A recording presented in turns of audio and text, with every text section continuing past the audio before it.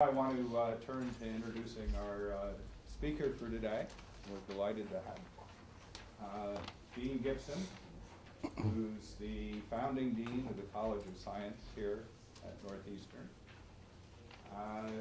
Got his from Scotland and moved down south a little bit to get his degree at Cambridge in the UK, and then he moved on over to the United States and worked at IBM for a while, Bell Labs, University of Illinois, most recently the Argonne National Labs. And if you're slightly curious, you might want to look for him on YouTube, where you can see him with his dark glasses playing blues. Right. You may. Dean Gibson. So please join me in welcoming. Thank you. Thank you. Dean Gibson. Thank you. Well, this is a pleasure for me. I'm looking at Ruby in the back. She knows my job in the office is not as much fun as this. So it's nice to be out of my office for an hour or so. And you know, I'm listening to the announcement. What do you want to be when you grow up? Well, the great thing about being a scientist is you don't have to grow up. I don't think I ever did.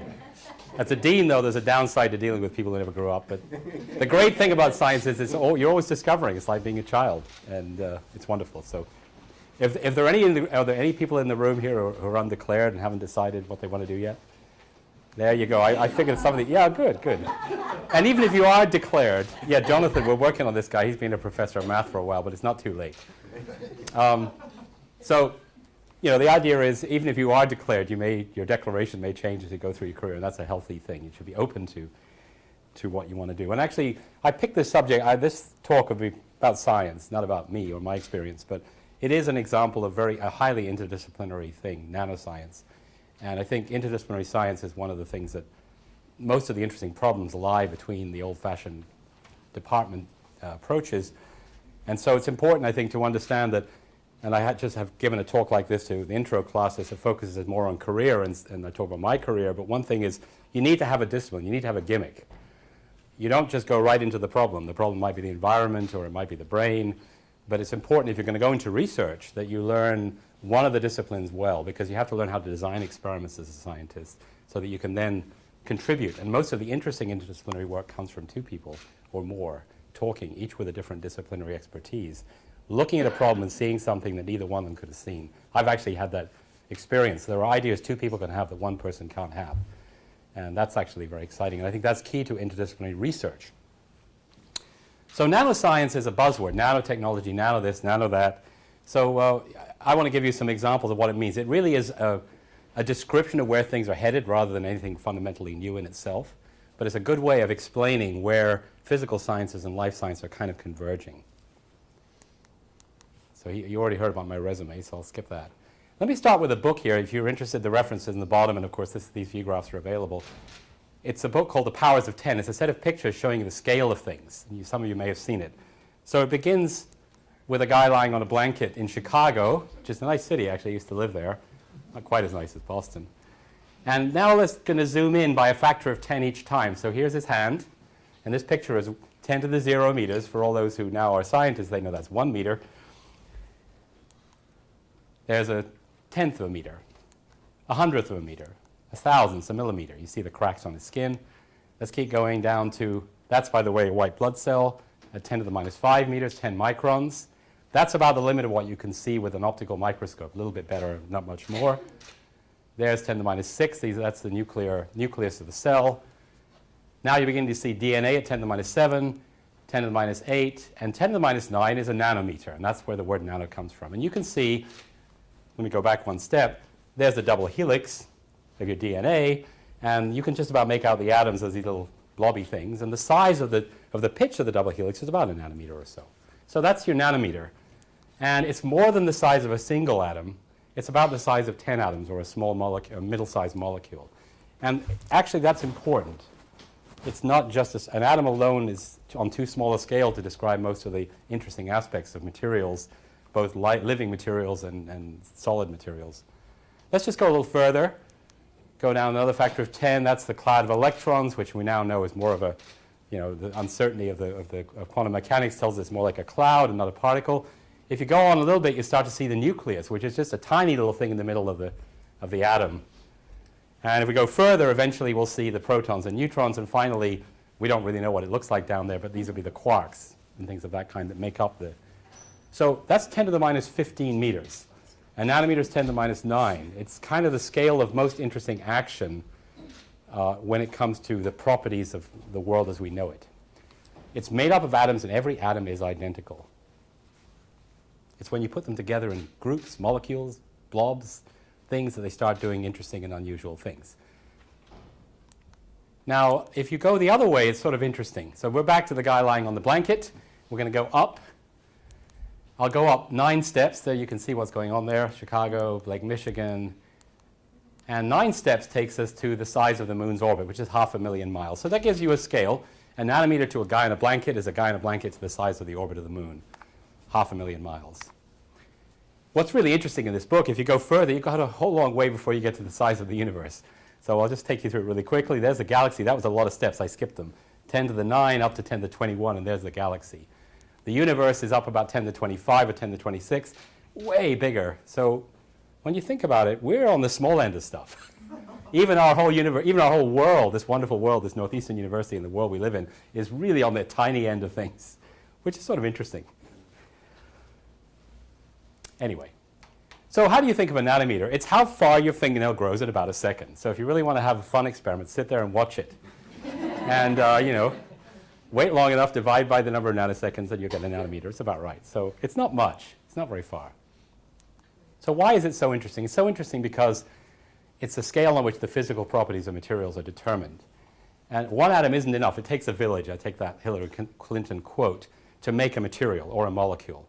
An atom isn't enough. And let me show you the reason, by the way, a factor behind this is the fact that electrons are really the key thing here around the nucleus of an atom. And they're waves.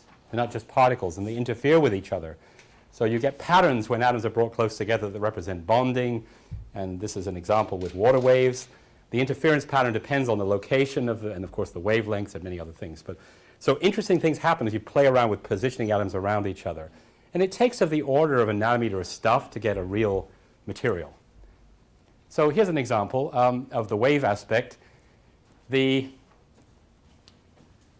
brought these pan pipes to demonstrate the concept of waves and the size of things. So this is a very simple musical instrument. It's so simple I can't play it. I bought it and then realized it's not so easy to play. It's just a pipe with a hole at the top and it's blocked at the other end. And if you blow, okay, I did it. So the long one has, guess what, the lowest pitch. The short one has the highest pitch. And these are, in fact, this is slightly different. The end of this is closed, so the pattern the wave makes inside, the sound is a wave. What determines the pitch is the wavelength, and the wavelength is exactly 4 times the length of the pipe, because one end is a so-called node and the other end is an antinode. So it's like this bit here.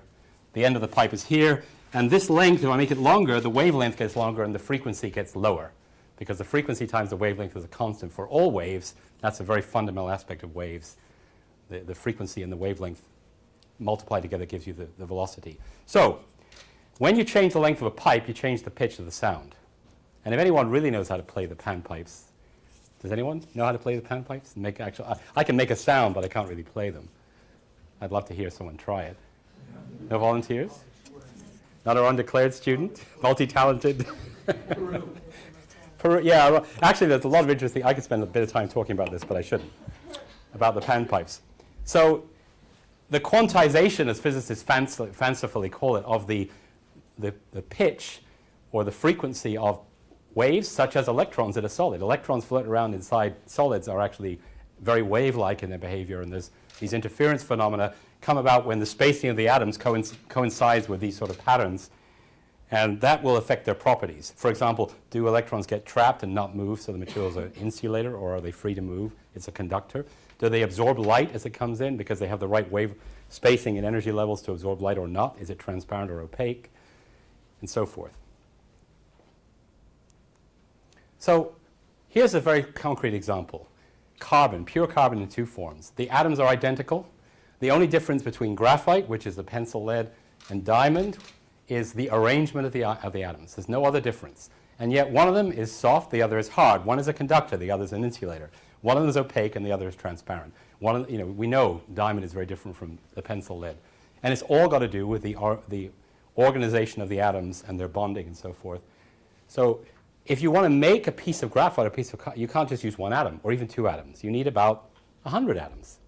You need a chunk about a nanometer in size. So that's why a nanometer is actually a critical length scale. If you play around with the size of things around a nanometer, you radically can change their physical properties and their chemical properties and their biological properties. Now, atoms like to arrange themselves in, just like you guys sitting in the chairs, in regular arrays because they're much more comfortable that way if they can do so. Sometimes they're not able to do so, but if they have enough time, they will organize themselves into crystals, which are regular arrays, such as you saw for the two graphite and diamond. And I'll pass it around because I can't demonstrate it I don't have a transparent projector, but this is a little gadget you can show on a view graph projector, which you can shake it around. These little ball bearings are like a gas. If you let them come to slowly together, it's like a liquid. And if you shake it, you get lovely crystals, which you can see easily inside there. So even ball bearings like to crystallize. Now, one of the interesting things that I find, I find the connection between art and science to be really interesting because ultimately they're both very creative things. And they have underlying principles of seeking elegance and simplicity, usually. So these are patterns. Escher, did drawings, and then the Islamic tiling that's used in the mosques in the 15th century, 14th century, explored all of the possible mathematical patterns if you're tiling in two dimensions. So as a test or a challenge for someone, work out how many ways you can stack tiles, all the possible tiles you want to make up. They could be triangular, hexagonal, square. Figure out the number of different mathematically symmetrical ways you can stack them. There are 11. See if you can find all 11. It's not easy. The first two or three, like a square stacking, is dead easy. Hexagons are dead easy. Escher and the Islamic artists found them all.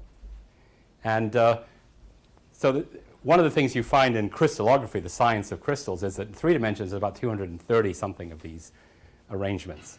And the first thing any crystallographer does is figure out which one you've got, because when you figure out the pattern, you can solve the structure much more quickly of a crystal than you can if you don't understand the symmetry.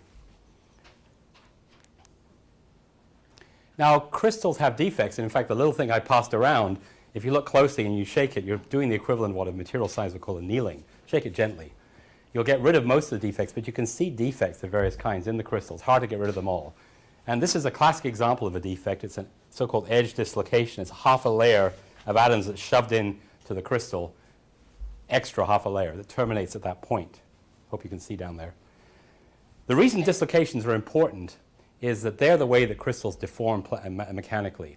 If there were no dislocations, everything would be really hard and would probably crack very easily.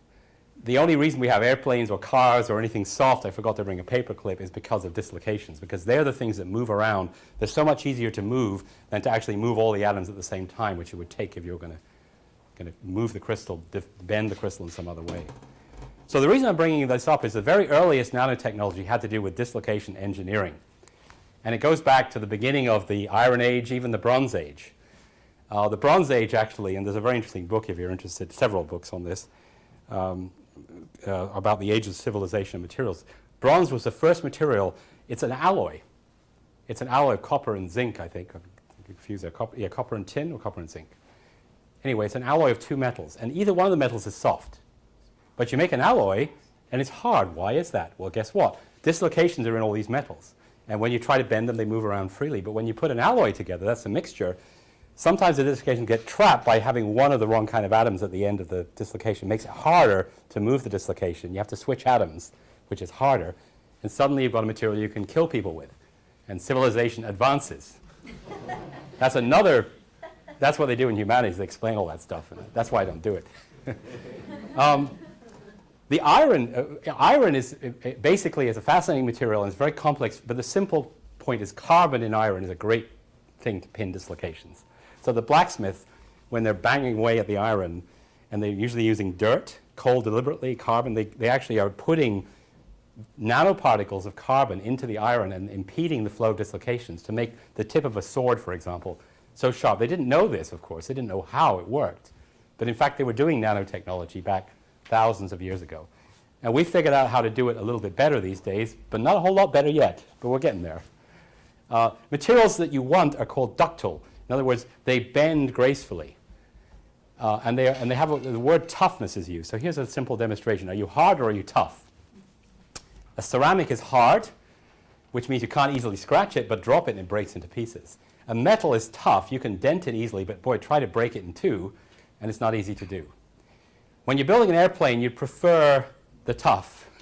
The hard's not so useful. When you go one of those big bumps, suddenly, oh dear, the wing fell off. So actually what we want, though, turns out many of these hard materials are very lightweight. They're ceramics, which are oxides. They have other properties. The hardness is attractive for other reasons. So we want to nano-engineer materials. So the latest Dreamliner of Boeing actually has a nano-composite material that's lower in weight and has toughness introduced by providing obstacles for crack propagation. Cracks are a big deal in the world. There's even the mathematics of deformation and crack propagation.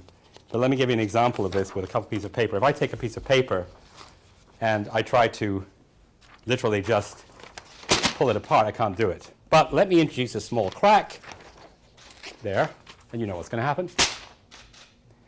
So if you're designing aircraft wings, you want things that are graceful with cracks. Actually, the critical thing is you want a crack that's the critical size is big enough to see. So in a metal, to make it fail like that, the crack has to be centimeters in length. And you can inspect the airplane every 2,000 hours and find that crack. With a ceramic, a nanometer crack is enough. You're never going to see it, and you're tough luck. So it's about engineering the critical crack size by engineering in nanoscale the material that people are thinking about. And we still haven't got it right, and simulation and theory, a lack of knowledge of how materials behave in detail is a limitation there. One of the most highly cited paper I ever wrote was on nanotubes. Nanotubes are another simple thing to demonstrate. These are carbon sheets that roll up. And so again, a piece of paper is not a very strong object. As you know, it's floppy, but if I roll it, of course, into a little, it makes a more useful thing to wake people up with, and so on. So it's harder, it's stronger, of course, because it's, so the nanotube of carbon, we actually measured this is one of my own pieces of research with electron microscopes. We measured the stiffness of a single nanotube. And we did it by looking at the fact that you could sort of make out that the image is sharp here, but at the end is blurred. And the reason is natural thermal vibrations are causing the nanotube to shake. And we can measure the amplitude of the shaking as a function of temperature and calculate the stiffness. And we estimated the stiffness, which has been confirmed by better experiments, was very close to that of diamond. So they're as strong as the strongest material, but now they're nanoscale. So clearly they have a lot of interesting properties, not only mechanical, but electrical and so forth, that make them rather interesting materials. Nature knows how to do all of this stuff, and I'll come back to that at the end. That's really the key, I think, to nanotechnology. Evolution has done a whole lot better than we have.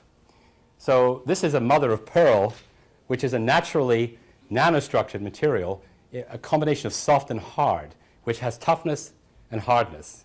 And it's a nanoscale this structure, which gives us like a hybrid property. As you probably know, this is a material that you can't easily break and you can't easily scratch. And actually, we don't know how to make a material like this, lightweight like this today, that we could use for a lot of practical purposes. So nature uses a kind of self-assembly process to make this, which I'll come back to later.